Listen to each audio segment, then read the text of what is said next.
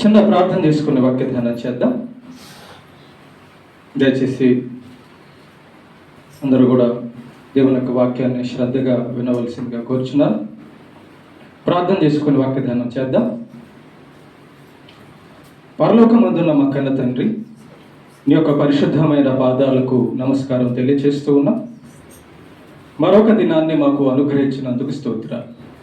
నీ దయ చేత, నీ కృప చేత మమ్మల్ని కాపాడుతున్న దేవా నేను స్తుతిస్తూ ఉన్నా. ఈరోజు నాయన మేము ధ్యానింపవచ్చున్న మాటల్లో నుంచి మాతో మాట్లాడండి. మాకు కావలసిన ఆత్మ సంబంధమైన ఆశీర్వాదాలు దయచేయండి. నీ పక్షాన నీవు నిలబెట్టుకున్న నీ దాసునైనా నేను అల్పజ్ఞుడను, పాపిని, నిష్ప్రయోజకుడను. కేవలం నీ ప్రేమ, నీ కృపచేత మాత్రమే నీవు నిలబెట్టావు. అభ్యంతరపరచ చూచి సాతాను దురాత్మ చీకటి శక్తులను దూరపరచి నీ కొరకు ఉన్నతంగా మేము వాక్యం నేర్చుకున్నట్లుగా దీవించమని ప్రభు అయిన యేసు క్రీస్తు పేరిట ఈ ప్రార్థన మీకు సమర్పిస్తున్నాము తండ్రి, ఆమేన్. ప్రేమైన దేవుని పిల్లారా, ఈరోజు ఒక విషయాన్ని బైబిల్లోంచి మనం నేర్చుకుందాం. దేవుణ్ణి మనము ఆరోగ్యం కావాలని, ధనము కావాలని, అధికారము కావాలని కోరుకుంటుంటాం. అయితే వాటిని అడగడం తప్పు కాదు, కానీ వాటిని మనం ఏం చేస్తామో అది ముఖ్యమైన విషయం. దేవుడు మనకు డబ్బు ఇస్తే ఆ డబ్బుతో మనం ఏం చేస్తాం? దేవుడు మనకు ఉద్యోగం ఇస్తే ఆ ఉద్యోగంతో ఏం చేస్తాం? ఏమా, దేవుడు మనకు ఆరోగ్యం ఇస్తే ఆ ఆరోగ్యంతో ఏం చేస్తాము అన్నది పాయింట్. అడుగుడి ఇవ్వబడును అనే వాక్యములో ఉంది కాబట్టి, దేవా నువ్వు అడగమన్నావు కాబట్టి నేను అడుగుతున్నాను అని అడుగుతాం, మంచిదే. అయితే ఇక్కడ అడిగేటప్పుడు దేవునికి ఒక మాట మనం చెప్పాలి. దేవా, నిన్ను నేను ఇది అడుగుతున్నాను, నువ్వు నాకు ఇది ఇస్తే ఈ ఇచ్చిన దాన్ని దీని కొరకు వాడతా. ఆ సమాధానం దేవునికి చెప్పి మనం దేవుణ్ణి అడగాలి, అంతే కదా. ఒకవేళ దాన్ని మనం దుర్వినియోగం చేస్తే దేవుడు ఇచ్చి మనకు ఉపయోగం లేదు కదా. ఈరోజు టాపిక్ ఏంటంటే, అంశము ఏంటంటే సద్వినియోగము, దుర్వినియోగం. సద్వినియోగము అంటే దేవుడు మనకిచ్చిన దాన్ని ఎందుకు వాడాలో, ఎలా వాడాలో సరిగా వాడడం సద్వినియోగం. దుర్వినియోగం అంటే వాడకూడని దానికి, వాడకూడని విధానంలో వాడడము దుర్వినియోగం. దేవుడు మనకి ఎన్నో ఇచ్చాడు. ప్రేమ దేవుని బిడ్డలారా, దేవుడు మనకి సామర్థ్యం ఇచ్చాడు. సామర్థ్యం అంటే ఏంటి? సామర్థ్యం అంటే ఏంటి? డబ్బులా? సామర్థ్యం అంటే ఏంటి? కేవలం ఉద్యోగమా? సామర్థ్యం అంటే ఏంటి? కేవలం కుటుంబమా? చెప్తాను జాగ్రత్తగా. దేవుడు మనకి చూచే కన్నులు ఇచ్చాడు, అది సామర్థ్యం, అంతే కదా. వినే కన్నులు, వినే చెవులు ఇచ్చాడు, సామర్థ్యం. ఆలోచించే మనస్సును ఇచ్చాడు, సామర్థ్యం. పనిచేసే చేతుల్ని ఇచ్చాడు, సామర్థ్యము. నడిచే కాళ్ళని ఇచ్చాడు, సామర్థ్యము. సమయాన్ని ఇచ్చాడు, అవకాశము. మరి ఇవన్నీ కూడా మనం ఆలోచన చేశామా? దేవుడు నాకు కళ్ళు ఇచ్చాడు కాబట్టి ఈ కళ్ళని నేను ఏం చూడాలి, ఏం చూడకూడదు? సద్వినియోగము, దుర్వినియోగము. దేవుడు నాకు చెవులు ఇచ్చాడు కాబట్టి ఏం వినాలి, ఏం వినకూడదు? సద్వినియోగము, దుర్వినియోగము. దేవుడు నాకు చేతులు ఇచ్చాడు కాబట్టి ఏం చెయ్యాలి, ఏం చేయకూడదు. దేవుడు నాకు కాళ్ళు ఇచ్చాడు కాబట్టి ఏం చేయాలి, ఎక్కడికి నడవాలి, ఎక్కడికి నడవకూడదు. మనలో చాలామంది అనుకుంటున్నాం ఇంకా ఏమో నాకు దేవుడు ఏమి ఇవ్వలేదని. చూసే కళ్ళు ఇచ్చాడు, నీకు వినే చెవులు ఇచ్చాడు, మాట్లాడే నోరు ఇచ్చాడు, పనిచేసే చేతులు ఇచ్చాడు. ఒక కుంటివాడిని చూసినప్పుడు నువ్వు ధన్యుడివేగా. ఒక గుడ్డివాడితో పోల్చుకుంటే నువ్వు ధన్యుడివేగా. ఒక చేతులు లేని వాడితో పోల్చుకుంటే నువ్వు ధన్యుడివేగా. ఈరోజు శవమై ఇంటి వాకిట ముందు ఉన్న వాడితో పోల్చుకుంటే నువ్వు ధన్యుడివే కదా. మరి దేవుడు నీకు ఇవ్వండి. కాబట్టి ప్రేమ దేవుని బిడ్డలారా, ఈరోజు ఒక వ్యక్తి జీవితంలో నుంచి మనము బైబిల్లో నుంచి, పరిశుద్ధ గ్రంథంలో నుంచి ఒక విషయాన్ని మనం నేర్చుకుందాం. ఆ వ్యక్తి ఎలా ఉన్నాడు, ఆ వ్యక్తి జీవితంలోంచి మనం కానీ దేవుడు వ్రాయించిన విషయాలు కానీ నేర్చుకోగలిగితే దేవుణ్ణి ఏం అడగాలో, ఏం అడగకూడదో, ఎలా ఉండాలో, ఎలా ఉండకూడదో మనకు అర్థమవుతుంది. అధికారము, అవకాశాలు, ఆధిపత్యము, ఆదాయము, ఆస్తి, పరపతి, సంబంధాలు, సామర్థ్యం. అధికారం కోరుకోవడం తప్ప పాస్టర్ గారు అంటే కాదండి.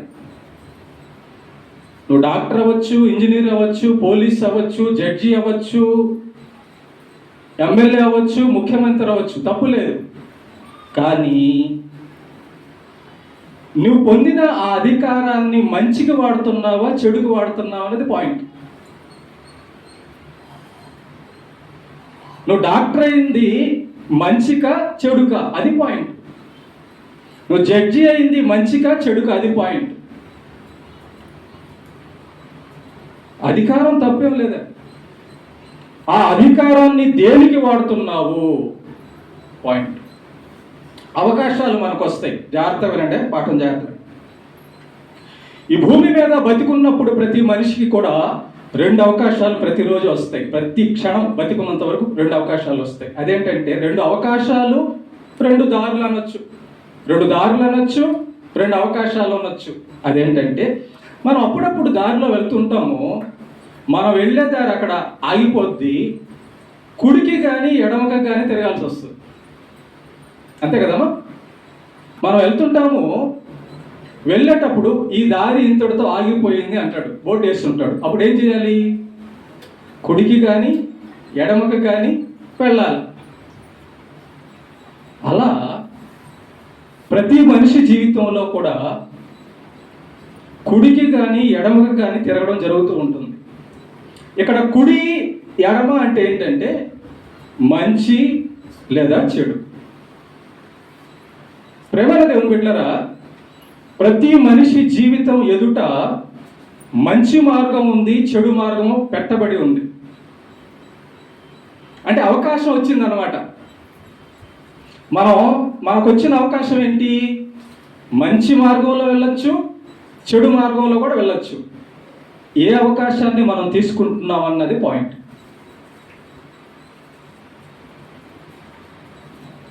మనకు చెడు చేసే అవకాశం వచ్చినప్పుడు చెడును చేయకుండా మంచి మార్గంలోకి వెళ్తున్నావా అన్నది లేదా అన్నది పాయింట్. అవకాశాలు. ఇకపోతే ఆదాయం, డబ్బు కోరుకోవడం తప్ప పాస్టర్ గారు అంటే కాదు, తప్పు కాదు.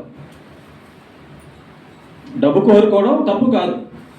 కానీ ఆ డబ్బుని దేనికి ఉపయోగిస్తున్నావా అన్నది పాయింట్. ఆ డబ్బును మంచికి ఉపయోగిస్తున్నావా, చెడుకు ఉపయోగిస్తున్నావా, మంచి కోసం దేవుడిని అడుగుతున్నావా, చెడు కోసం దేవుడిని అడుగుతున్నావా అన్నదే కదా పాయింట్. తర్వాత పరపతి అంటే పలుకుబడి. నాకు ముఖ్యమంత్రి తెలుసు, ఎమ్మెల్యే తెలుసు, డిఎస్పి తెలుసు, డాక్టర్ తెలుసు, జడ్జి తెలుసు, ఊర్లో పెద్ద మనుషులు తెలుసు, మంచిదే, తప్పేం లేదు. నువ్వు ముఖ్యమంత్రి గారిని కూడా పరిచయం చేసుకో ఉండొచ్చు, నీకు పరపతి ఉండొచ్చు. ఎమ్మెల్యే గారిని కూడా పరపతి ఉండొచ్చు, డిఎస్పి గారితో కూడా పరపతి ఉండొచ్చు, జడ్జి గారితో ఉండొచ్చు, డాక్టర్తో ఉండొచ్చు, ఇంజనీర్తో ఉండొచ్చు. కానీ ముఖ్యమంత్రితో ఉన్న పరిచయాన్ని నువ్వు దేనికి వాడతావు? డిఎస్పితో ఉన్న పరిచయాన్ని దేనికి వాడతావు? జడ్జితో ఉన్న పరిచయాన్ని దేనికి వాడతావు? డాక్టర్తో ఉన్న పరిచయాన్ని దేనికి వాడతావు? That is the point. పరపతి ఉండడం తప్పు కాదు, పరపతిని దుర్వినియోగం చేయడం తప్పు. డబ్బు ఉండడం తప్పు కాదు, డబ్బుని దుర్వినియోగం చేయడం తప్పు. కాళ్ళు చేతులు కళ్ళు ఉండడం తప్పు కాదు, వాటిని దుర్వినియోగం చేయడమే తప్పు. కాబట్టి ప్రేమ దేవుని బిడ్డలారా గుర్తుపెట్టుకోండి, ఈ డబ్బు, ఈ అధికారం, ఈ పరపతి ఇవన్నీ మనల్ని ఏం చేస్తాయి? ఎవరైనా చెప్పండి. డబ్బు, అధికారము, పరపతి ఇవన్నీ మనల్ని ఏం చేస్తాయంటే, చెప్తారా? ఎవరన్నా చెప్పగలరా? డబ్బు, పరపతి, అధికారం ఏం చేస్తాయంటే కళ్ళు మూసేస్తాయి, గుడ్డితనం కలగజేస్తాయి, మన హృదయానికి అంధకారం కలగజేస్తాయి. ఎందుకంటే డబ్బున్న వాడు చూడండి, ఆ డబ్బుతో తన పాపాన్ని కప్పుకోవడానికి ట్రై చేస్తున్నాడు. కాబట్టి డబ్బు ఉండడం మంచిదా చెడ్డదా? ఒకటి. తర్వాత అధికారం. నాకు ముఖ్యమంత్రి తెలుసు, ఎమ్మెల్యే తెలుసు, డిఎస్పి తెలుసు, డాక్టర్ తెలుసు, ఇంజనీర్ తెలుసు, ఎంఆర్ఓ తెలుసు, ఊరిలో పెద్ద మనుషులు తెలుసు. మంచిదే. వాటితో ఏం చేస్తావు? నువ్వు తప్పు చేసి ఆ తప్పుని కప్పిపించుకోవడానికి ఎమ్మెల్యేని, ముఖ్యమంత్రిని, డిఎస్పిని వాడతావా? ప్రమాదమే.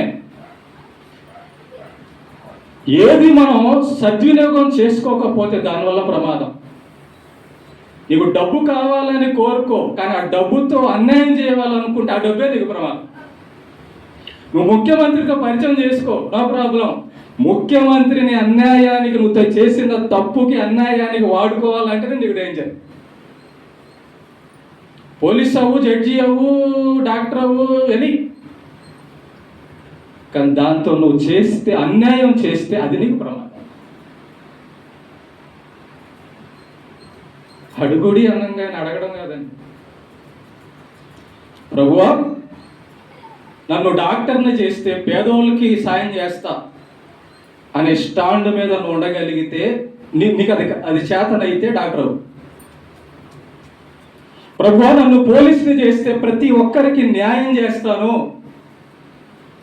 Yes, very good. నువ్వు ప్రతి ఒక్కరికి దేవుని ఎదుట న్యాయం చేయగలిగితే పోలీస్ ఉద్యోగం నీకు క్షేమం. లేదంటే ఆ ఉద్యోగమే నీకు ప్రమాదం. ఆ జడ్జి పదవి, ఆ ఎమ్మెల్యే పదవి, ఆ ముఖ్యమంత్రి పదవి నీకు ప్రమాదం. పరపతి ఉండడం మంచిదే, కానీ నువ్వు చేసిన తప్పుకి శిక్ష రాకుండా మానవుల దగ్గర కప్పిపుచ్చుకోవడానికి పరపతి కలిగి ఉండడం అది ప్రమాదం. వాళ్ళు నీకు సాయం చేస్తారు. ముఖ్యమంత్రి నీకు పరిచయం ఉంటే, సార్ నాకు కొంచెం హెల్ప్ చేయండి, నేను తప్పు చేస్తాను, దీంట్లో వచ్చి లాగమంటే లాగేస్తాడు. వాడు దొంగ కాబట్టి లాగేస్తాడు నిన్ను. కానీ దానివల్ల నీకేంటి? దేవుడి దగ్గర దొరుకుతావు కదా,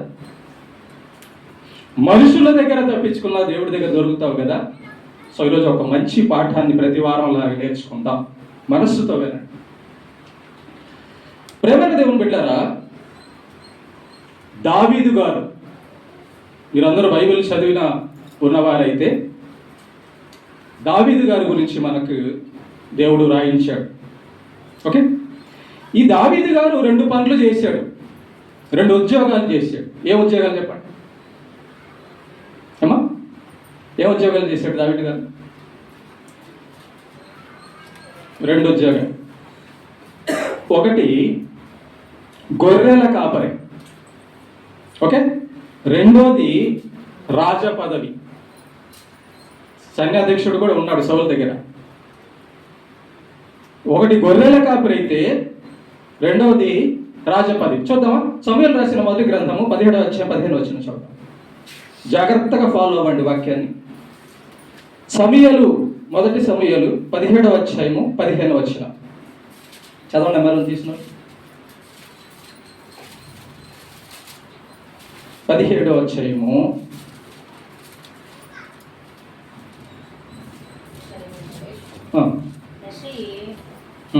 తన కుమారుడైన దావీదును పిలిచి, నీ సహోదరుల కొరకు వేయించిన ఈ గోధుమలలో 17, 15 దావీదు బెత్లెహేములో గొర్రెలను మేపుచు సౌలు నొద్దకు తిరిగిపోవచ్చు. చూసారా ఏం పని చేసేవాడంట? గొర్రెల కాపరి. జాగ్రత్త. ఒక గొర్రెల కాపరి హత్య చేసి తప్పించుకోగలడా? మేనేజ్ చేయగలడా? చేయలేడు. ఒక గొర్రెల కాపరి బ్యాంకులో దొంగతనం చేసి ప్రభుత్వాన్ని మోసం చేయగలడా? చేయలేడు.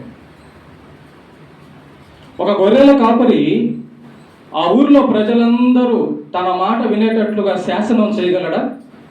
చేయలేడు. Okay, right. గొర్రెల కాపరి అనే ఈ పని దావీదు గారు చేస్తున్నప్పుడు లోకంలో మనుషులందరికీ అన్యాయం చేసే విధంగా కాకుండా దేవుని యందు భయభక్తులు కలిగి ఆ పని మాత్రమే చేస్తున్నంత వరకు దావీదు గారు మంచి భక్తిలో, మంచి విశ్వాసంలో, మంచి పేరులో, మంచి నీతిలో ఉన్నాడు. కనుకనే దావీదు గారి యొక్క భక్తిని చూసి, దావీదు గారి యొక్క నీతిని చూసి, దావీదు గారి యొక్క మంచితనాన్ని చూసి దేవుడు దావీదు గారికి రాజ పదవి అప్పగించాడు. ఏ పదమ్మా? రాజుని చేశాడు. ఏ పని నుంచి ఏ పనికి తీసుకొచ్చాడు? రాజుని చేశాడు. జాగ్రత్తగా. గొర్రెల కాపరిగా ఉన్నప్పుడు బాగున్నాడు, ప్రార్థన చేస్తున్నాడు, నీతిగా ఉన్నాడు, ప్రేమ కలిగి ఉన్నాడు, ఎవరి ఎదుట నేరస్తుడుగా లేడు, బాగున్నాడు. ఇప్పుడు గొర్రెల కాపరి అనే పని నుంచి గొర్రెల కాపరిగా ఉన్నప్పుడు దేవుడితో ధ్యానం చేస్తున్నాడు, దేవుడితో సహవాసం కలిగి ఉన్నాడు, దేవుడికి సమయాన్ని ఇస్తున్నాడు, అంతా బాగుంది. భయం కలిగి ఉన్నాడు. ముందు అమ్మో నాకంటే పైన అధికారులు ఉన్నారు, నాకంటే పైన రాజు ఉన్నాడు, నాకంటే పెద్దలు ఉన్నారు, దేవుడు ఉన్నాడు.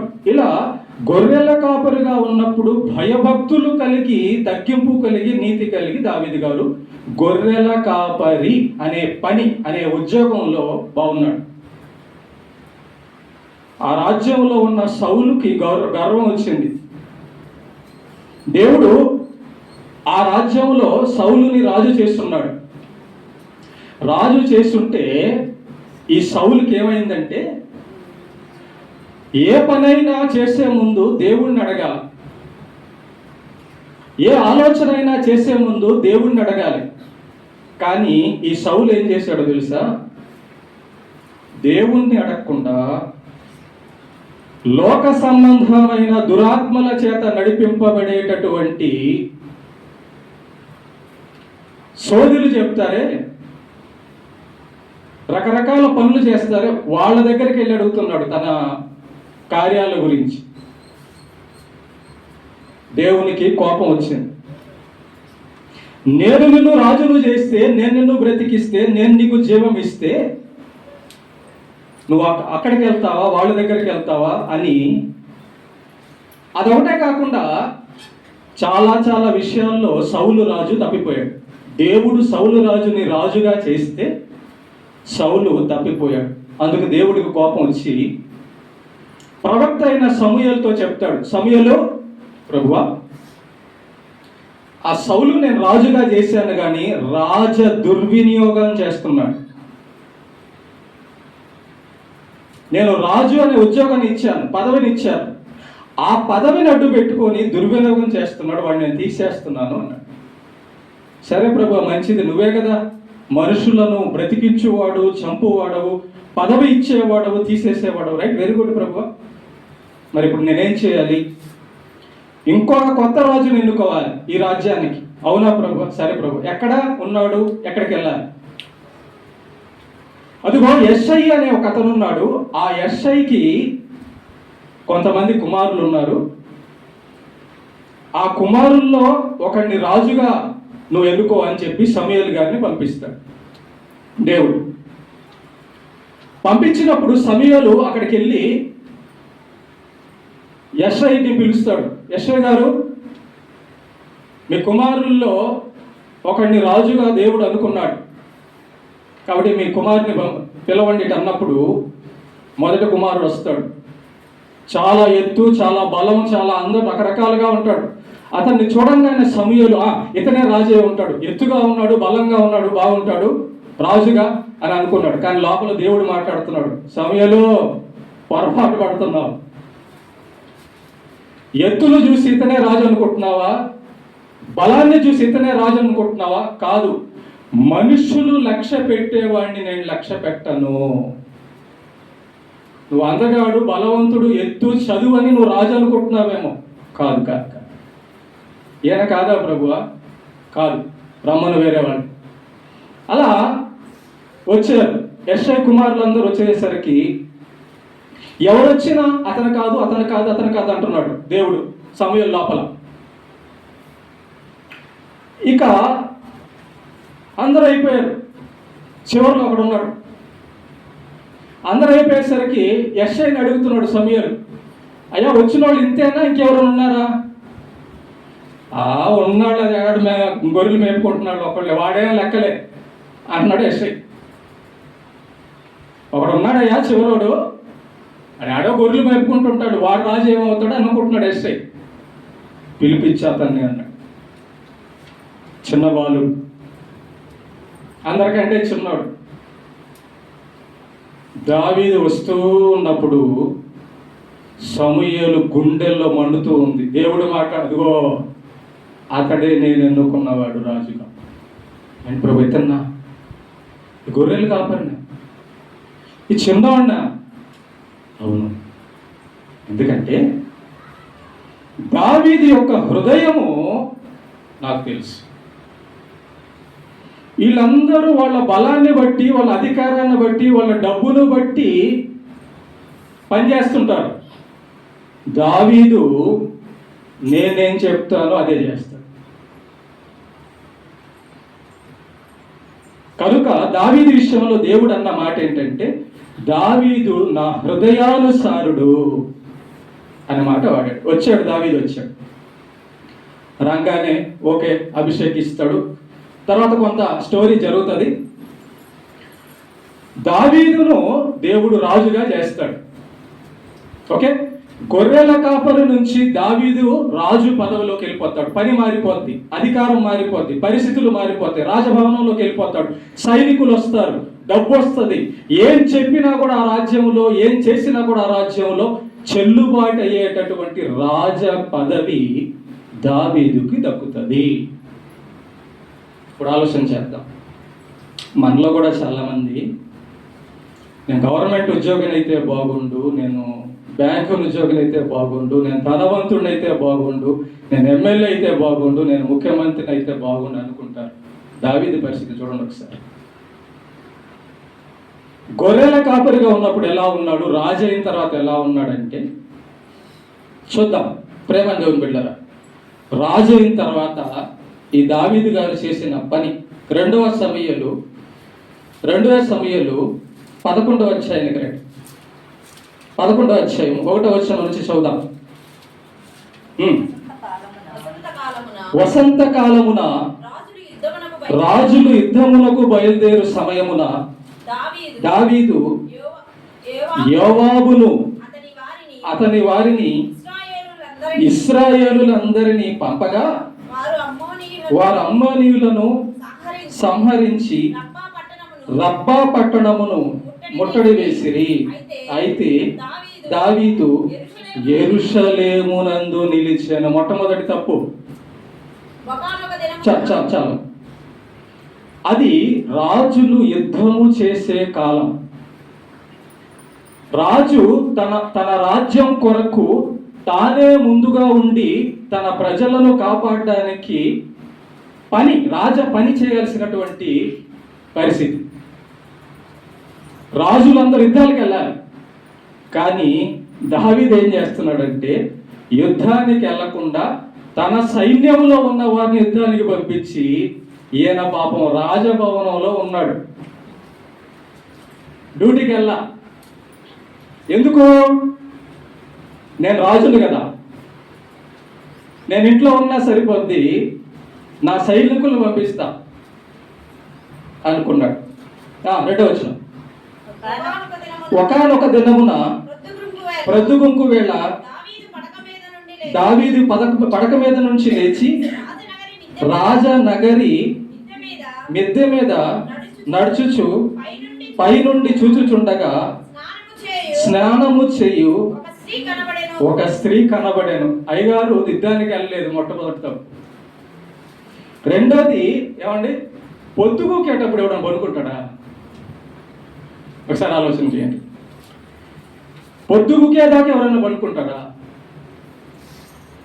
రెండో తప్పు, ప్రొద్దుగుంకేదాకా పడుకొని అప్పుడు లెగిసాడు. లెగిసి మిద్దె మీద భవనం మీద తిరుగుతూ ఉన్నాడంట. యుద్ధానికి వెళ్ళాల్సిన అయ్యా తిరుగుతూ ఉంటుండగా మరి పైకి ఎక్కాడు కదా, కింద ఉంటే ఏం కనబడదు.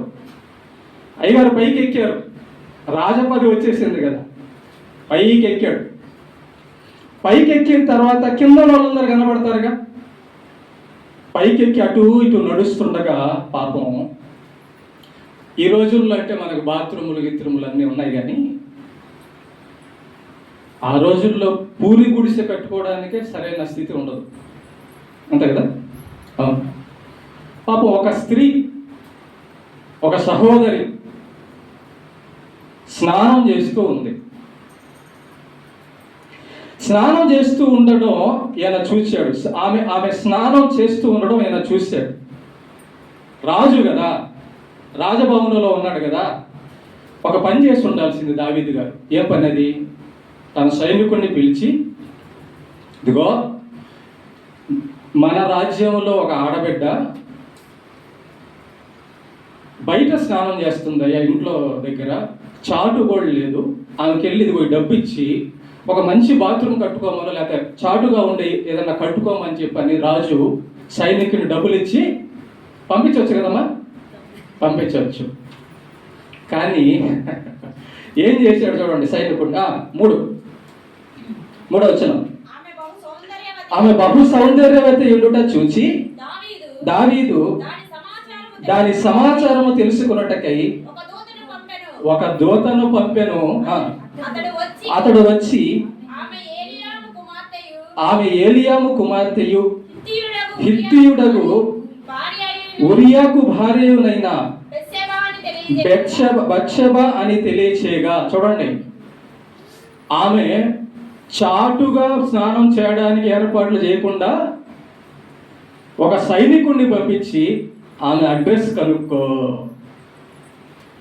ఆమె ఎవరికి సంబంధించింది కనుక్కో అని ఆమె సమాచారం, ఇన్ఫర్మేషన్ కనుక్కోవడానికి సైనికుడిని పంపించాడు. ఆ సైనికుడు వచ్చి రాజుకు చెబుతున్నాడు, అయ్యా దావీదు రాజుగారు, ఆ స్త్రీ ఎవరో కాదు, నీ దగ్గర సైన్యంలో పనిచేసే నీ క్షేమం కోసం, మన రాజ్యం కోసం, క్షేమం కోసం పనిచేసే యూరియా భార్య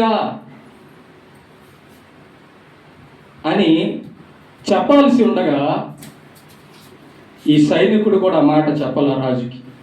రాజుకి ఏం చెప్పాడంటే ఆమె ఉరియా భార్య అని మాత్రమే చెప్పాడు. చూడండి ప్రేమ దేవుడులరా, 4వ వచనం. దావీదు దూతల చేత ఆమెను పిలువనంపెను. ఆమె అతని వద్దకు రాగా అతడు ఆమెతో శయనించెను. కలిగిన అపవిత్ర పోగొట్టుకొని రాజు ఇన్ఫర్మేషన్ తెచ్చుకున్నాడు. ఒక సైనికుడిని పంపించాడు, ఆమె ఎవరో కనుక్కున్నాడు. ఆమె ఎవరో కాదు రాజా, నీ కింద సైనికుల్లో పనిచేసే, నీ కింద పనిచేసే ఒక ఆమె భర్త, ఒక అతని భర్త, ఒక అతని భార్య అన్నాడు. అవునా, నా సైన్యంలో పనిచేసే అతని భార్య అని అనొచ్చుగా. అలా అనలా. దావీదు ఏం చేశాడంటే కొంతమంది సైనికులను ఆమె దగ్గరికి పంపించాడంట. పంపించి ఆమెను తీసుకురండి అన్నాడంట. కాబట్టి ఈ సైనికులు చెప్పొచ్చు కదా, రాజా తప్పు కదా ఇది, రాజా తప్పు కదా. మనకు అర్థం కాయే భాషలో చెప్పాలంటే సైనికులు అంటే ఇప్పుడు పోలీసులు, రాజు అంటే ఐజీ అనుకోండి, డిఎస్పీ అనుకోండి, ఎస్ఐ అనుకోండి, సిఐ అనుకోండి, వచ్చారు. ఈ సైనికులు కనీసం రాజుకి చెప్పాల్సింది, రాజా మన రాజ్యంలో పనిచేసే అతని భార్య కదా, తప్పు కదా అయ్యా రాజా అని అనక,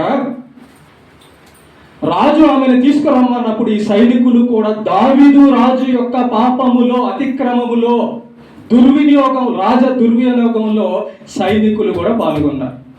కారణం ఏంటంటే రాజు యొక్క పదవి. కారణం ఏంటంటే చెప్పింది రాజు. అంటే రాజు చెప్తే అన్యాయం చేయాలా? ముఖ్యమంత్రి చెప్తే అన్యాయం చేసేస్తావా? సిఐ చెప్తే అన్యాయం చేసేస్తావా? డాక్టర్ చెప్తే అన్యాయం చేసేస్తావా? కంపౌండరు?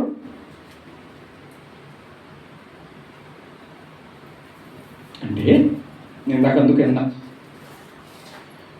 అధికారము, పరపతి, డబ్బు ఉండడం తప్పు కాదు, కానీ దాన్ని దేనికి వాడుతున్నావు అది పాయింట్. గొర్రెల కాపరిగా ఉన్నప్పుడు ఏం చేయలేదు, కానీ రాజు అయినప్పుడు నేను రాజుని, నేనేం చేసినా చెల్లిద్ది, నా అధికారము, నాకు ధనం ఉంది, నాకు అధికారం ఉంది అని ఈ దావీదు గారు తాను పాపం చేయడమే కాకుండా తన కింద ఉన్న పనివారు సైనికుల చేత కూడా పాపం చేపించాడు. రాజ దుర్వినియోగము, పదవి దుర్వినియోగము చేపించాడు. చేపించి చూడండి, ఎవరికి తెలియకుండా ఇంటికి వెళ్ళిపో అన్నాడు. ఎవరికి తెలియకుండా ఇంటికి వెళ్ళిపో అన్నాడు. మరి చేసిన పాపం ఊరికినే పోద్దా? 9 నెలలు అయింది. ఏమ్మా 10 నెలలు అయింది. ఏం బయటకు వచ్చింది? కడుపు బయటకు వచ్చింది. ఓకేనా? కడుపు వచ్చేసేసరికి పరిగెత్తుకొని వచ్చింది బెత్షెబ. వాళ్ళ ఆయనేమో యుద్ధంలో ఉన్నాడు, వాళ్ళ ఆయన ఇంట్లో లేడు, ఆయనేమో యుద్ధంలో ఉన్నాడు. మరి ఏం చెప్పాలో వాళ్ళ ఆయనకి? ఆమె రాజు దగ్గరికి, దావీదు దగ్గరికి పరిగెత్తుకొని వచ్చింది. రాజా రాజా ఏంటమ్మా మళ్ళా వచ్చావు, నీతో పని అయిపోయింది కదా. ఆ పనే నా కొంప ముంచింది. ఏమైంది? కడుపు వచ్చింది. అవునా, కడుపు వచ్చిందా? చూడండి, మూడో పాపానికి రెడీ అవుతున్నాడు. మరి నీ కడుపు వచ్చింది కదా, మీ ఆయన లేడు కదా. అవును, అదే కదా సమస్య. సరే ఉండు, మీ ఆయన యుద్ధంలో ఉన్నాడు, ఆయన్ని పిలిపిస్తానని వాళ్ళ ఆయన్ని పిలిపించాడు. అతని పేరు ఊరియా. జాగ్రత్తనే. ఎలాంటి పాపాలు అధికారంతో ఎలాంటి పాపాలు చేస్తున్నాడు, దుర్వినియోగం చేస్తున్నాడు దావీదు. అక్కడికి వచ్చిన తర్వాత చూడండి ఒకసారి. ఉరియాని పిలిపించాడు. వచ్చాడు ఉరియా. మీరు ఆ 2 సమయాలు 1 సమయాల గ్రంథాలు చదవండి. నేను కొన్ని వచనాలు మాత్రం కోట్ చేస్తాను, టైం లేదు. ఉరియా రాగానే ఉరియాతో చెప్తున్నాడు దావీదు, ఉరియా, ప్రభువా, రాజా, నువ్వు ఇంటికి వెళ్ళి నీ భార్యతో 4 రోజులు ఉండిపో అంటాడు. ఉరియా కరెక్ట్గా చెప్పాడు. చెప్పుతో కొట్టినట్టు చెప్పాడు రాజుకి. రాజా, మైండ్ ఏమన్నా పోయిందా నీకు? యుద్ధంలో మన సైనికులు చనిపోతున్నారా అవతల, నన్ను పిలిచి నా భార్య దగ్గరికి పొమ్మని సుఖంగా ఉండడానికి పొమ్మంటావా? ఏమో మైండ్ పని చేస్తుందా రాజా? మన రాజ్యం కొరకు, మన ప్రజల కొరకు మన సైన్యం అంతా ప్రాణాలు పోగొట్టుకుంటుంది రాజా, నన్ను పిలిపించావేంటి? ఎంత మంచోడో, ఎంత నీతిమంతుడో. సైనికుడండి, వెరీ గుడ్ పర్సన్. ముందున్న సైనికులు దొంగలు, రాజుతో పాటు దావీదుతో పాటు కొలాబరేట్ అయిపోయారు. అమ్మ ఉద్యోగం పోద్దేమో. కానీ ఉరియా మాత్రం రాజా, అది ధర్మం కాదు రాజా, నేను వెళ్ళను అని వాగినే పడుకున్నాడు కోట దగ్గరే. ఈ దావీదుకి అర్థం కావడం వల్ల వీడు ఇంటికి పోతేనే కదా, ఆమెతో కలిస్తేనే కదా నా పాపం కప్పిపోద్ది, వాళ్ళ లెక్కలోకి పోద్ది అనుకుని ప్లాన్ల మీద ప్లాన్ వేస్తున్నాడు. మీకు బాగా అర్థమవుతుంది. ఇక రాజు ఉరియాని చెప్పేసరికి నేను పోనని చెప్పి ఆడే వాగిడి దగ్గర పనుకో ఉన్నాడు. అప్పటికి మందు కూడా పోపిస్తాడు. ఒకవేళ మందు మత్తులో ఏమన్నా ఇంటికి వెళ్ళిపోయి భార్యతో కలిస్తే అది అతని లెక్కలో అతని అకౌంట్లో పడిపోద్ది, నా అకౌంట్లో పడదు, నేను తప్పించుకుంటానని మందు కూడా పోపిస్తే మందు తాగి కూడా కోటలోనే పనుకున్నాడు యూరియా. ఇంటికి పోలా. ఇంకా ఏం చేసినా కూడా ఊరియా వెళ్ళనంటున్నాడు. నాకు నచ్చలేదు రాజు గారు, నేను ఇంటికి వెళ్ళను. ఇప్పుడు నాతో పాటు పక్కన ఉన్న వాళ్ళ తలకాయ తెగిపోవడం నేను చూస్తున్నా. నాతో పక్కన ఉన్న వాళ్ళ కాళ్ళు చేతులు తెగిపోవడం, అవతల శత్రువులు వచ్చి కాళ్ళు చేతులు నరికేస్తుంటే అదంతా చూస్తున్నా. అదంతా చూసి నా గుండె ఎలా తట్టుకుంటుంది రాజా, ఇంటికి వెళ్ళకపోతాను. నేను కూడా నా రాజ్యం కోసం, ప్రజల కోసం సస్తే సస్తాను, కానీ ఇంటికి వెళ్ళను. ఆ సుఖం కోసం నేను ఇంటికి వెళ్ళను, నా రాజ్యం కోసం నిలబడతాను, నా దేవుడి కోసం నిలబడతానని ఉరియా మాట మీద నిలబడ్డాడు. ఇక రాజుకు ఎలా ఈ పాపాన్ని కప్పుకోవాలో దావీదుకి అర్థం కాదు. తర్వాత ఒక ప్లాన్ చేశాడు. ఏం ప్లాన్ చేశాడంటే ప్రేమ దేవుని బిడ్డలారా, చూడండి ఒకసారి 11వ అధ్యాయము 14వ వచనం రాద్దాం, చూద్దాం. 2వ సమూయేలు 11వ అధ్యాయము 14వ వచనం చదవండి. ఉదయమున దావీదు యుద్ధము మోపుగా జరుగుచున్న చోట ఉరియాను ముందు పెట్టి అతడు కొట్టబడి హతమగునట్లు నీవు అతని యొద్ద నుండి వెళ్ళిపోమ్మని యోవాబునకు ఉత్తరము వ్రాయించి ఉరియా చేత పంపించెను. యోవాబు పట్టణమును ముట్టడి వేయుచుండగా ధైర్యవంతులుండు స్థలమును గుర్తించి ఆ స్థలమునకు ఉరియాను పంపెను. ఆ పట్టణపు వారు బయలుదేరి యోవాబుతో యుద్ధమునకు రాగా దావీదు సేవకులలో కొందరు కూలిరి హిత్తీయుడకు ఊరియాను చనిపోయాడు. దావీదు ఏం ప్లాన్ చేశాడు తెలుసా? యుద్ధం జరుగుతుంది. ఈ తప్పులో నుంచి దీన్ని నేను ఎట్లా కప్పుకోవాలి, ఈ పాపాన్ని అనుకొని ప్లాన్ చేశాడు. ఈ ఊరియా ఏమో ఇంటికి వెళ్ళడం లేదు. ఈ బెత్షెబాతో చేసిన ఆ పాపం నేను ఎలా తప్పించుకోవాలని చెప్పని సైన్యాధిపతిని పిలిచాడు. ఆ రాజు కింద ఉన్న సైన్యంలో ఉన్న సైన్యాధిపతి పేరు యోవాబు. ఆ యోవాబును పిలిచి యోవాబుతో చెప్తున్నాడు, యోవాబు చెప్పు ప్రభువా, ఇదిగో మన ఊరియా ఉన్నాడే, ఇతన్ని నువ్వు ఏం చేస్తావంటే సైన్యం వెళ్ళేటప్పుడు ముందుగా అతన్ని పెట్టు, అతన్ని వాళ్ళు వచ్చి చంపేసేయాలి, చనిపోవాలి, అలా ప్లాన్ చేయంటాడు. తన సైన్యంలో ఉన్న తన కోసం, తన రాజ్యం కోసం ప్రాకులాడుతున్న ఒక సైనికుణ్ణి రాజ పదవి రాగానే దావీదు చంపాలని ప్లాన్ చేశాడు. యోవాబు ఎవరు? సైన్యాధిపతి. రాజుకు చెప్పొచ్చుగా, రాజా ఇదేం పని రాజా, నీకు భార్యలు ఉన్నారు కదా, నీకు డబ్బు ఉంది కదా, నువ్వు ఏం కోరుకుంటే అది జరుగుతుంది కదా, ఇదేం పని రాజా అని సైన్యాధిపతి చెప్పాల్సింది పోయి రాజు కదా ఆజ్ఞ ఇచ్చింది అని అమాయకుడైన, నీతిమంతుడైన, మంచోడైన సైనికుడైన ఊరియాను ముందు పెట్టేశాడు. సైన్యానికి ముందు వాళ్ళు బాణాలు కత్తులు వేయగా పాపం ఊరియా చనిపోయాడు.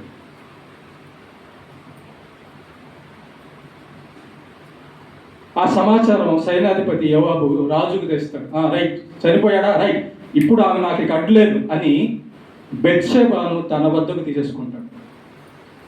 భర్త ఊరియా చనిపోయాడుగా, ఇంకా నాకు అడ్డులేదు. పాపాల మీద పాపాలు, అతిక్రమం మీద అతిక్రమం, దుర్మార్గం మీద దుర్మార్గం. దేన్ని బట్టి? రాజ పదవి. దేన్ని బట్టి? డబ్బు, అధికారం, పరపతి, పాపం ఆ దేశంలో వాళ్ళు ఏమనుకున్నారంటే, దావీదు ఎంత మంచోడో, ఊరియా చనిపోతే, బెత్షెబ భర్త ఊరియా యుద్ధంలో చనిపోతే బెత్షెబని తీసుకొని పెళ్లి చేసుకున్నాడు, ఎంత దాన ధర్ముడో అనుకున్నారు. అర్థమైందా? తెలియదు పాపం. ఎవరికి తెలీదు? జనాలకు పిచ్చోళ్ళకి తెలియదు, జరుగుతున్న ఇంటర్నల్ స్టోరీ తెలియదు. దావీదు, బా రాజా రాజా రాజా, నువ్వు ఎంత మంచోడు అయ్యా, ఊరియా భార్యను తీసుకొచ్చి పెళ్లి చేసుకున్నావు, చచ్చిపోయితే ఆ విధవరాల్ని తీసుకొచ్చి పెళ్లి చేసుకున్నావు, నువ్వు గొప్పోడు, అలాంటోడు ఇలాంటోడు అంటున్నారు. రాజు మొత్తం రాజుని ఎత్తేస్తున్నారు పైకి కదా. అప్పుడు రాజు కూడా, దావీదు కూడా ఆహా ఓహో అంటున్నాడు. దేవుడు చేస్తున్నాడుగా, ఈ సీన్ అంతా జరిగే వరకు చూస్తున్నాడు. ఏమంటే బెత్షెబాని పిలిపించే రోజు దేవుడు ఆపొచ్చాడు. గుర్తుపెట్టుకోండి, దావీదుని, నేను గొర్రెల కాపరి నుంచి రాజును చేస్తే ఈ పని చేస్తావా అని అప్పుడే ఆపొచ్చు. ఆపడు దేవుడు, ఆపలా. మనలో కూడా చాలా మంది మనం చేసేవన్నీ కూడా చేస్తూ ఉంటే ఏం కావడం లేదు కదా అని ఇంకా ముందుకు వెళ్తుంటాం, ఇంకా ముందుకు వెళ్తుంటాం. మీకు ఒక మాట చెప్తాను, మీకు క్లియర్గా అర్థమవుతుంది. మీకు ఒక మాట చెప్తాను. పాపం చేసేవాడిని దేవుడు సంతోషానికి అప్పగిస్తాడండి. అదేంటండి, దుర్మార్గం చేసేవాడిని, పాపం చేసేవాడిని సంతోషానికి ఎందుకు అప్పగిస్తాడని మీరు అనొచ్చేమో. నేను ఒక మాట చెప్తే మీకు క్లియర్గా అర్థమవుతుంది. ఒక ఖైదీకి ఉరిశిక్ష పడిన తర్వాత, ఏమండి, ఒక ఖైదీకి ఉరిశిక్ష పడిన తర్వాత ఉరి వేసే ఆ రోజు, ఇంకో రేపు ఉరేస్తారనగా అతన్ని పిలిపించి, నాయన నీ చివరి కోరిక ఏంటో, నీ సంతోషాన్ని మేము తీరుస్తాము అంటారు. ఎస్తమ్మా, అంతేనా కదా? అదేంటి, చంపబోయే ముందు సంతోషపరచడం ఏంటి? లోకచాటం అండి. ఒక వ్యక్తిని ఉరిశిక్ష వేసే ముందు నీ చివరి కోరిక ఏదైనా తినాలనుందా, ఏదైనా చెప్పాలనుందా, ఎవరైనా చూడాలనుందా? చివరి క్షణంలో నిన్ను సంతోషపరచదలుచుకున్నాము అని ఈ లోకం ఒక వ్యక్తిని ఉరివేసే ముందు అంటది. అదేంటంటే,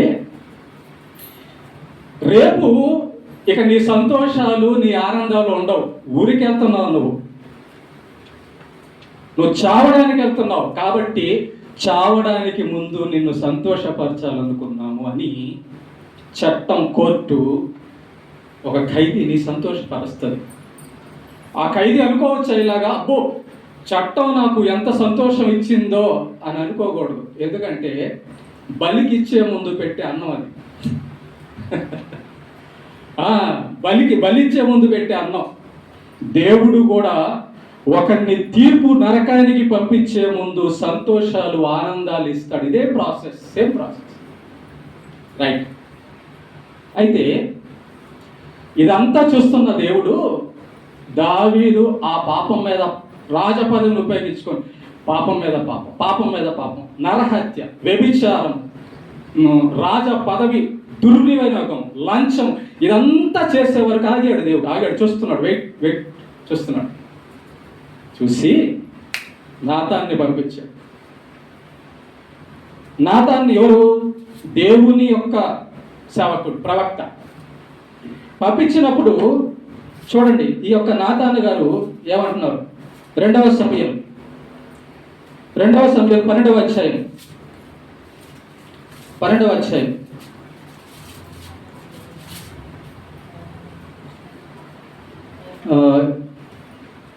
7 నాతాను దావీదును చూచి, ఆ మనుషుడు నీవే, ఇశ్రాయేలుల దేవుడైన యెహోవా సెలవిచ్చినదేమనగా, ఇశ్రాయేలుల మీద నేను నిన్ను రాజుగా పట్టాభిషేకము చేసి సౌలు చేతిలో నుండి నిన్ను విడిపించి నీ యజమానుని నగరిని నీ యజమానుని స్త్రీలను నీ కౌగిట చేర్చి ఇశ్రాయేలు వారిని, యూదా వారిని నీకు అప్పగించి తిని. నీకు రాజ పదవి ఇస్తే, ఉద్యోగం ఇస్తే, డబ్బు ఇస్తే, అధికారం ఇస్తే, అంతా ఇస్తే నాకు ఇది సరిపోలేదు అనుకొని, చాలదు అనుకొని ఇది నీవు అనుకున్న ఎడలా నేను మరీ ఎక్కువగా నీకు ఇచ్చి ఉందును. నీవు యెహోవా మాటను తృణీకరించి ఆయన దృష్టికి చెడుతనము చేసితివేమి. హిత్తీయుడగు ఉరియాను కత్తి చేత చంపించి అతని భార్యను నీకు భార్య ఎగునట్లుగా నీవు పట్టుకొని ఉన్నావు. అమ్మోనీయుల చేత నీవు అతన్ని చంపించితివి గదవా. నీవు నన్ను లక్ష్యము చేయక హిత్తీయుడగు ఊరియా భార్యను నీకు భార్య ఎగునట్లు తీసుకొని నందున నీ ఇంటి వారికి సదాకాలము యుద్ధము కలుగునుగాక. శపించేశాడు దేవుడు. ప్రవక్త, పాస్టర్, మీకు అర్థమయ్యే భాషలో పంపించాడు. నాతాను ప్రవక్త వచ్చి ఒక కథ చెప్పాడు. రాజా, ఒక అతనికి ఒక గొర్రెపిల్ల ఉంటే ఆ గొర్రెపిల్ల వేరే అతను తీసేసుకున్నాడు అంటే, ఎందుకు తీసుకున్నాడు? కొనుక్కోవచ్చు కదా అతను అంటే, అక్రమం అట్లా జరిగింది అంటే అలాంటోడు బతకూడదు అని అంటే, అలాంటోడు నువ్వే అది అని అంటాడు. నీ దగ్గర గొర్రెలు ఉన్నాయి కదా, ఎవరెవరో దగ్గర ఒక గొర్రెపిల్ల ఉంటే దాన్ని ఎందుకు తీసుకుంటున్నావు నువ్వు అంటే అర్థం ఏంటంటే, దేవుడు నీకు రాజపదవి ఇచ్చాడు, భార్యలను ఇచ్చాడు, డబ్బు ఇచ్చాడు. ఒకవేళ ఈ డబ్బు సరిపోదు అనుకుంటే ఇంకా ఇచ్చేవాడు కదా.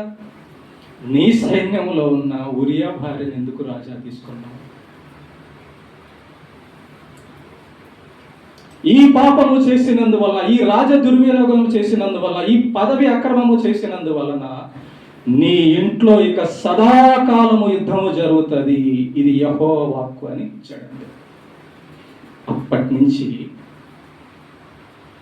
దావీదు ఒకటే పరుగు. కొడుకు చంపాలని చూశాడు దావీదుని. సొంత కొడుకు తన తల్లులతో పాపం చేశాడు. పరుగు. కారణం ఏంటో తెలుసా?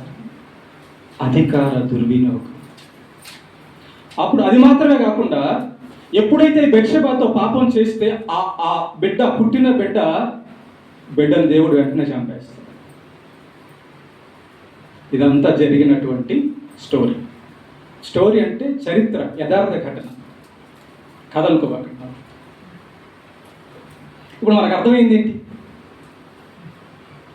రాజు గొర్రెల కాపరుగా ఉంటే బాగుండేదా? రాజుగా ఉంటే బాగుండేదా?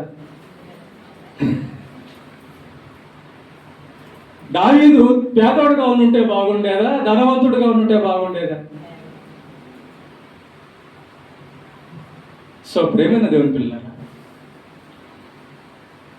నువ్వు ఏం అడుగుతున్నావో దాన్ని మేనేజ్ చేయగలవా?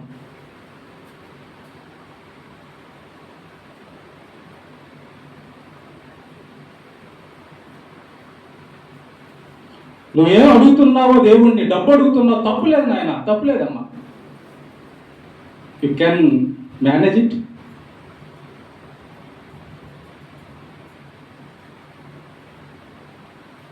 డబ్బు అంటది నన్ను నీ దగ్గర ఉంచు, నన్ను పెంచు, అంతే కదా. అలా అంటదా? పేదోళ్ళు కనబడితే ఇచ్చే అంటదా? బట్టలు లేని వాళ్ళు కనబడితే ఇచ్చేసే అంటదా? ఏమంటది? నన్ను నీ దగ్గర ఉంచుకో, పెంచుకో, చివరి రోజున వదిలి వెళ్ళిపో.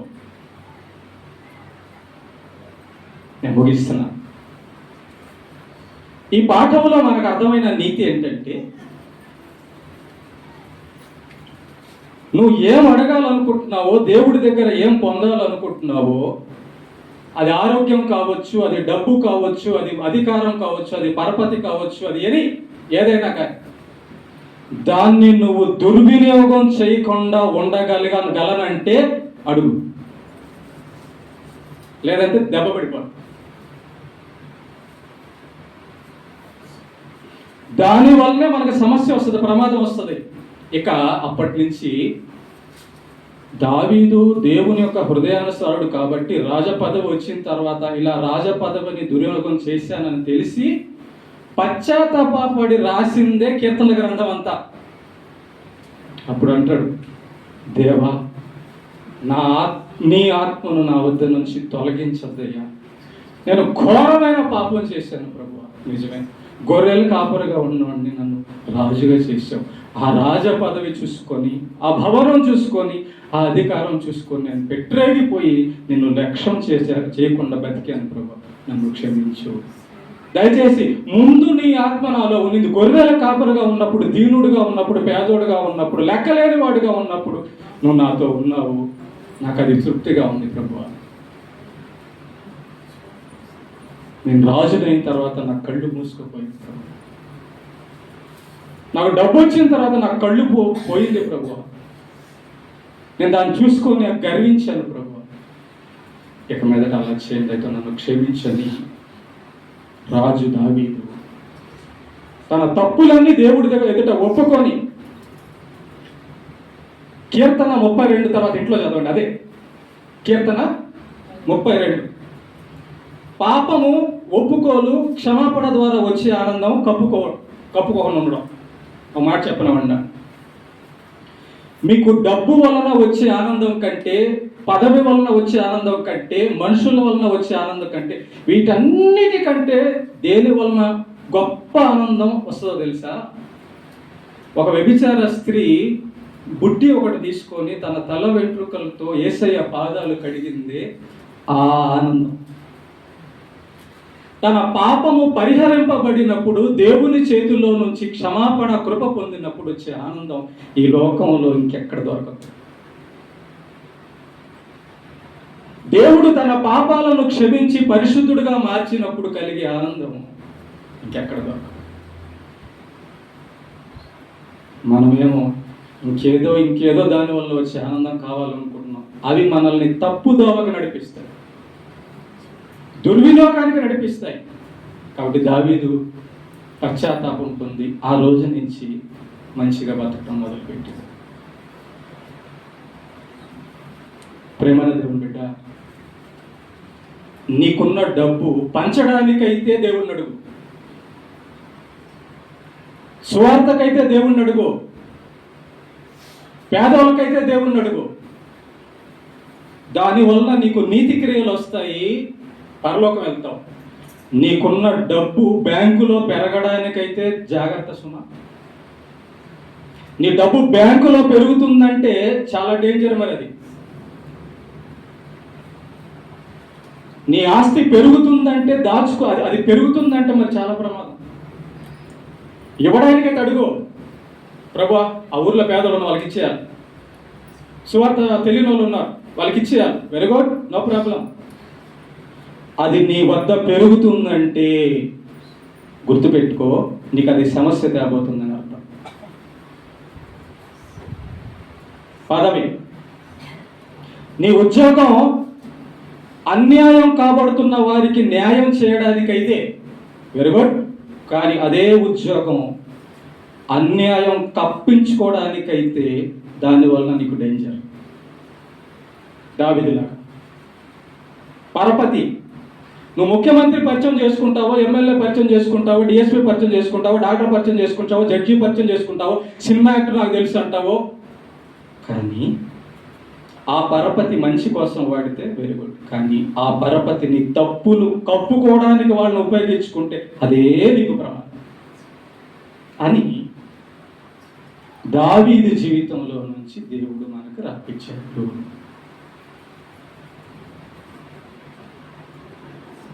ఇప్పుడు చెప్పండి, అయ్యా గుడిసెలో ఉన్న సాలయ్య, పచ్చడితో తిన్న సాలయ్య, భక్తులందరూ అదే చేశారు, అపోస్తలులందరూ అదే చేశారు. అపోస్తలు ఏం చేశారో తెలుసా? అపోస్తలుల 2:44 వాళ్ళ ఆస్తి మొత్తం పనిచేశారు పేదలకు. వాళ్ళ దగ్గర నో 1 రూపీ బ్యాంక్ బ్యాలెన్స్. అపోస్తలుల దగ్గర డబ్బు లేదండి, తెలిసిపోయింది. అమ్మో, ఇది సామాన్యమైంది కాదు, ఈ డబ్బు నా దగ్గర ఉంటే దీని చేత నా తప్పులన్నీ కప్పుకోనా? అది వద్దు. వచ్చింది వచ్చినట్టు ఇచ్చేశారు. ఒక్కడు మాత్రం దొరికాడు, ఇసుక రేతోదా. వాడు దొరికాడు. ఎందుకు? వాడు ఆశించాడు. వాడి దగ్గర ఎప్పుడు డబ్బు పెరగడం మొదలైందో ఉరి శిక్ష పడింది. ఆత్మహత్య చేసుకొని చచ్చిపోయాడు. కనుక కత్తి మీద సాము అడిగాయి మనం, అయ్యా పచ్చడున్న నూనె చాలు బ్రో, ఏం లేకపోయినా నూనె చాలు బ్రో అనే స్థితిలో భక్తి చేసావా? బెటర్. దుర్మార్గానికి వెళ్ళిపోతామండి. నాకేం కాదులే అనుకుంటామండి, మేనేజ్ చేసేస్తామండి. కానీ దేవుడి చేతిలో దొరుకుతుంది. దేవుణ్ణి ఎవరు మేనేజ్ చేయలేరు. అక్కడ తప్పించుకోవాలంటే ఇక్కడ తగ్గించుకోవాలి. ఆయన చేతుల్లో పడకుండా ఉండాలంటే ఇక్కడ వదులుకో, ఇక్కడ నీతిగా బతుకు. ఎవరు ఊసినా, ఎవరు తిట్టినా, ఏంది నీ బతుకున్నా నో ప్రాబ్లం, నీతి చాలు. దేవుడు కోరుకునేది నరకం నుంచి తప్పించే బతుకదే. సంతోషం అదే, నిజమైన సంతోషం పాప క్షమాపణ పొందినప్పుడు దేవుని ఎదుట నీతిగా బతికేటప్పుడు దొరుకుతుంది. ఇంకా కడ దొరకదు. మాయలో పడిపోబాకండి. దేవునికి